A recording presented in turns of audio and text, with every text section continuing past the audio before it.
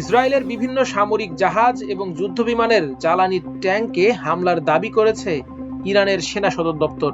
বৃহস্পতিবার পূর্ব ভূমধ্য সাগরে জাহাজ এবং ইসরায়েলের হাইফা বন্দরে ওই তেলের ট্যাঙ্কে হামলা চালানো হয় বলে জানিয়েছে তারা। আল জাজিরার এক প্রতিবেদনে এ তথ্য জানানো হয়েছে।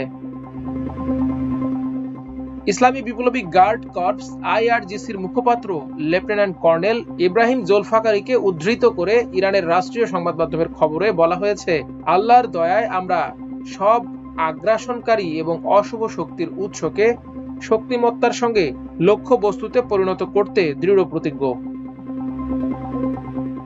মধ্যপ্রাচ্যে চলমান যুদ্ধের মধ্যে ইরানের জ্বালানি স্থাপনায় হামলা আরো 10 দিন স্থগিত রাখার ঘোষণা দিয়েছেন মার্কিন প্রেসিডেন্ট ডোনাল্ড ট্রাম্প। বৃহস্পতিবার সামাজিক যোগাযোগ মাধ্যম ট্রুথ সোশ্যালে এক পোস্টে এ ঘোষণা দেন তিনি। এক প্রতিবেদনে এ তথ্য জানিয়েছে সিএনএন। ট্রুথ সোশ্যালে ট্রাম্প লেখেন, ইরান সরকারের অনুরোধের পরিপ্রেক্ষিতে দেশটির জ্বালানি স্থাপনায় ধ্বংসযজ্ঞ যুক্তরাষ্ট্রের স্থানীয় সময় আগামী 6 এপ্রিল রাত 8টা পর্যন্ত স্থগিত রাখার সিদ্ধান্ত নিয়েছেন তিনি। ইরানের সঙ্গে আলোচনা চলছে।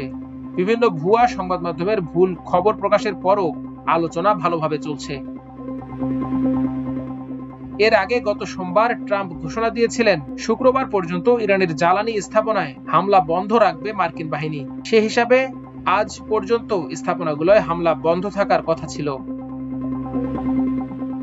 এদিকে লেবাননে দেশটির সশস্ত্র গোষ্ঠী হিজবুল্লাহর এক জ্যেষ্ঠ কমান্ডারকে হত্যার দাবি করেছে ইসরায়েল। গত বুধবার তাকে হত্যা করা হয়েছে বলে ইসরায়েলি বাহিনীর এক বিবৃতিতে উল্লেখ করা হয়েছে। লেবাননে ইসরায়েলের ব্যাপক হামলার মধ্যে ওই নেতাকে হত্যার দাবি করা হলো। বৃহস্পতিবার ইসরায়েলি প্রতিরক্ষা বাহিনী আইডিএফ এর এক বিবৃতিতে বলা হয়েছে, লেবাননের হাজির এলাকায় হামলা চালিয়ে হিজবুল্লাহর জ্যেষ্ঠ কমান্ডার হাসান মোহাম্মদ বশিরকে হত্যা করেছে ইসরায়েলি বিমান বাহিনী। মধ্যপ্রাচ্য যুদ্ধের মধ্যে গত 3 মার্চ থেকে লেবাননে সামরিক অভিযান চালিয়ে যাচ্ছে ইসরায়েল। বৃহস্পতিবার ইরানের পশ্চিমাঞ্চলের কেরমানশা প্রদেশ এবং দেসফুল শহরে বিভিন্ন স্থাপনায় হামলার দাবি করেছে ইসরায়েলি বাহিনী।